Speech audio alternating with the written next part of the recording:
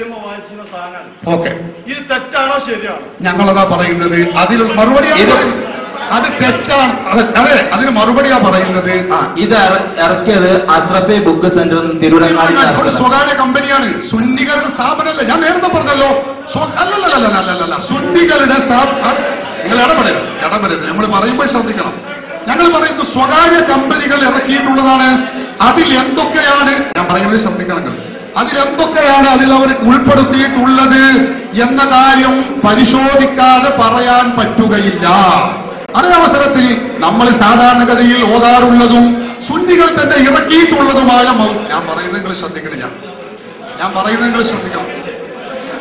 അതെ, നമ്മൾ പറയുന്നത് ശ്രദ്ധിക്കണം. സുന്നികൾ ഇറക്കിയിട്ടുള്ളതും ഇതിൽ പെശകില്ല എന്ന് ഉറപ്പുള്ളതുമായ മൗലിദുകളാണ് ഇപ്പൊ ഞാൻ ഈ പറഞ്ഞിട്ടുള്ളത്. അത് നിങ്ങൾക്ക് നോക്കാം, അത് നിങ്ങൾക്ക് ഉറപ്പുള്ളതാണ്. മറ്റത് അതിൽ എന്തൊക്കെയാണ് കടത്തി കൂട്ടിയിട്ടുള്ളത്, അതിൽ ആരൊക്കെയാണ്, ഏതൊക്കെ പ്രസ്സുകാർ എന്തൊക്കെയാണ് എഴുതിയിട്ടുള്ളത് എന്ന് നമുക്കറിയാത്തത് കൊണ്ട് പരിശോധിച്ച ശേഷമല്ലാതെ പറയാൻ കഴിയില്ല.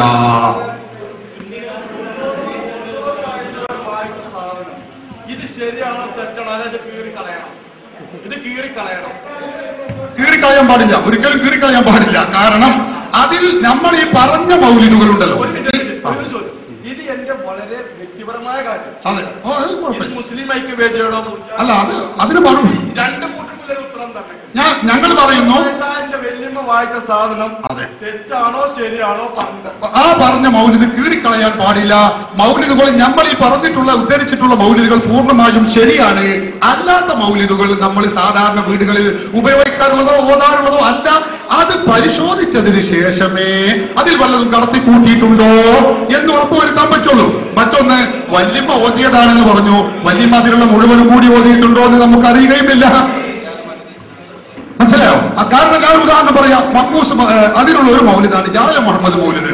ആ മൗലിദിൽ ഇവർ തന്നെ കടത്തിക്കൂട്ടിയിട്ടുണ്ട്. ബദർ ദിവസം 12,000 ആളുകൾ തോറ്റോടി. അത് നുണയാണ്, ശരിയല്ല. അത് ഞങ്ങൾക്കറിയാം. അതുകൊണ്ടാണ് ഞാൻ പറയുന്നത്, അതിൽ നുണകൾ പലതും കടത്തിക്കൂട്ടിയിട്ടുണ്ട്.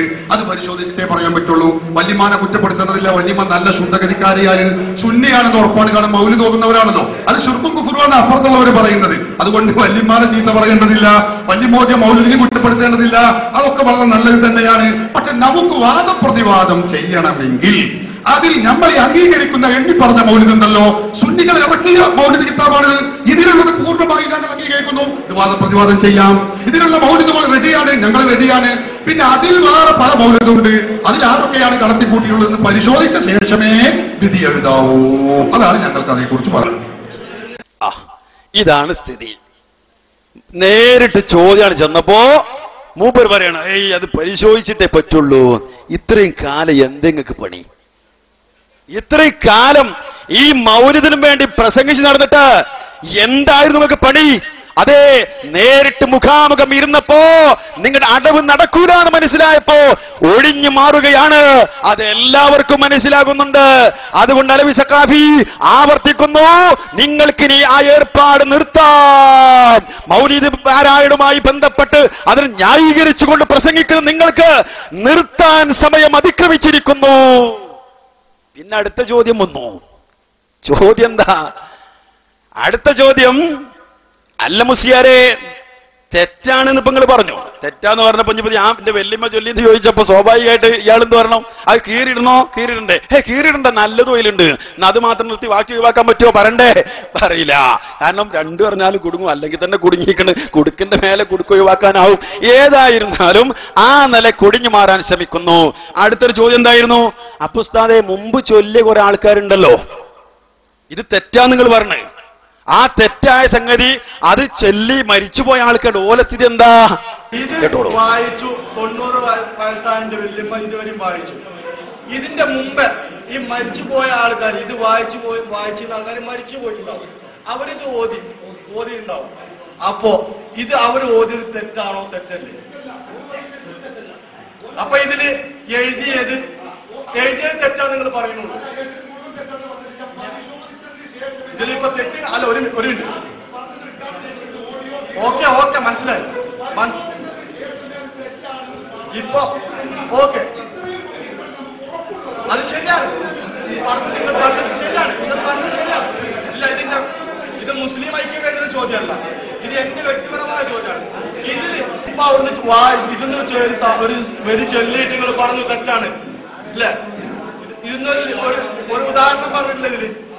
ഇതിൽ വായിച്ചു അത് നിങ്ങൾ തെറ്റാണെന്ന് പറഞ്ഞു അല്ലേ?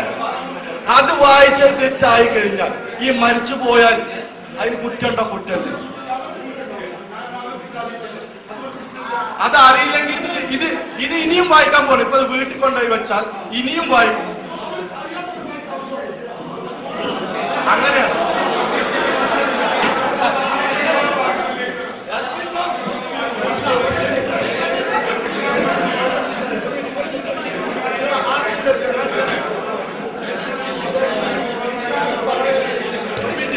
ഇത് തെറ്റായിരുന്നില്ല. നിങ്ങൾക്കത് തെളിയിപ്പിക്കാൻ ബാധ്യതയുണ്ടോ? ഇത് തെറ്റാണെന്ന്. അപ്പോ ഉസ്താദെ ഇതിന് തെറ്റെന്ന് വെച്ചാൽ നമ്മുടെ വീട്ടിലേക്ക് അറിയുന്നില്ലല്ലോ. അതല്ല. പക്ഷെ പുസ്തകം വെക്കണം.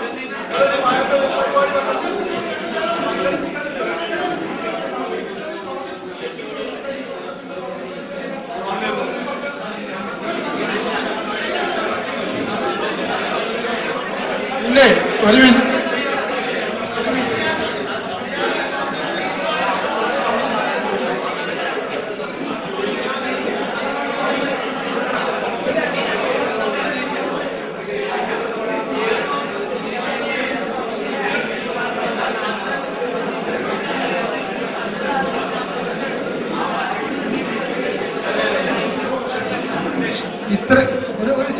ഒരു ചോദ്യം ഇത്രയും വർഷമായിട്ട് ഒരു 10-90 വർഷമായി ഇത്രയും വർഷമായിട്ട് ഇത് കണ്ടെത്താനും സമൂഹത്തെ ബോധവൽക്കരിക്കാനും നിങ്ങൾ തയ്യാറായിട്ടുണ്ടോ?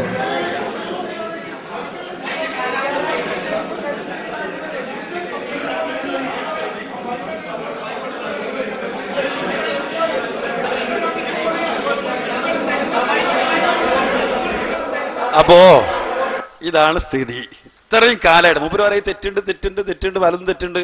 അപ്പൊ ഇഞ്ഞത് പെരയും കൊണ്ട് ഇഞ്ഞു ഓതൂല ഉസ്താദെ. അത് അറിയാതെ ഓതിയാൽ കുഴപ്പമില്ല, അത് അറിഞ്ഞു ഓതിയാൽ തെറ്റാണ് അല്ലേ?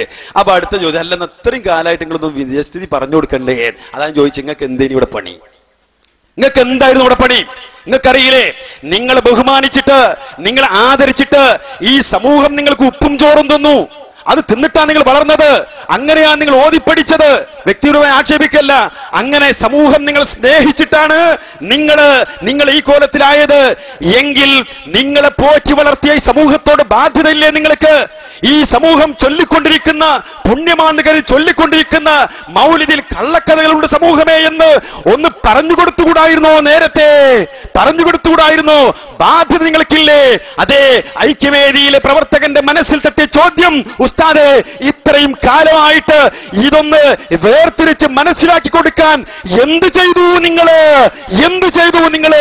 ചെയ്തില്ല എന്ന് മാത്രമല്ല, അതിനൊക്കെ ന്യായീകരിക്കാനും കള്ളക്കഥ എന്ന് നിങ്ങൾ അംഗീകരിക്കുന്ന സമ്മതിക്കുന്ന സിദ്ദീഖ് മൗലവിനെ പോലും ന്യായീകരിക്കുവാനും, ജാല മുഹമ്മദ് മൗലിദിൽ കള്ളക്കഥയുണ്ട് എന്ന് നിങ്ങൾ തന്നെ സമ്മതിക്കുന്ന അതിനെ പോലും ന്യായീകരിക്കുവാൻ, ആ നിലക്ക് ദുർവ്യാഖ്യാനം ചെയ്യാനാണ് നിങ്ങൾ തയ്യാറായിട്ടുള്ളത്. ഒന്നും ചെയ്തിട്ടില്ല എന്ന്, അത് പോസിറ്റീവായിട്ടൊന്നും ചെയ്തിട്ടില്ല നിങ്ങൾ. മറിച്ച് സമൂഹത്തെ വീണ്ടും അന്ധവിശ്വാസങ്ങളിലേക്ക് തിരിച്ചു കൊണ്ടുപോകാനുള്ള പണിയാണ് നിങ്ങൾ എടുത്തിട്ടുള്ളത്. അവസാനിപ്പിക്കുകയാണ് സഹോദരന്മാരെ.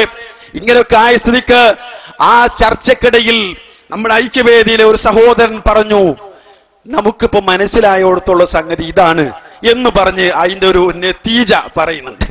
അതിന്റെ അവസാനത്തിലല്ല, ഇടക്ക് പറഞ്ഞതാണ്. ആ ഭാഗം നിങ്ങൾ ശ്രദ്ധിക്കുന്നത് എന്താ ഒരു പറഞ്ഞറിയോ? അതായത് സുന്നി പക്ഷപ്പോ അവരുടെക്കെതിരെ ഏത് 30 വക എടുത്താലും 60 വക ആയാലും 66 വക ആയാലും അതിലൊക്കെ വ്യാജമുണ്ട്. ഇതിലും വ്യാജമുണ്ട്, അതിലും വ്യാജം. എടുക്കുന്നതിലൊക്കെ വ്യാജാണെങ്കിൽ പിന്നെ വാദപ്രയാസത്തിന്റെ ആവശ്യമില്ല. കേട്ടാളി, ഇപ്പോ ഇത്രയും നേരം നമ്മൾ ചർച്ച ചെയ്തു. ഏകദേശം 4:30 മണി കഴിഞ്ഞപ്പോൾ തുടങ്ങിയതാണ് നമ്മൾ. ഇപ്പൊ ഞങ്ങൾക്ക് മനസ്സിലായത്, ഞങ്ങളെ ഈ മുസ്ലിം ഐക്യവേദിക്ക് മനസ്സിലായത് എന്താ വെച്ചാൽ, ഇപ്പം 37 ഏടായാലും സുന്നിപക്ഷം പറയുന്ന ഏത് ഏടായാലും അവർ പറയുന്നു അതിന് വേറൊരു പതിപ്പ്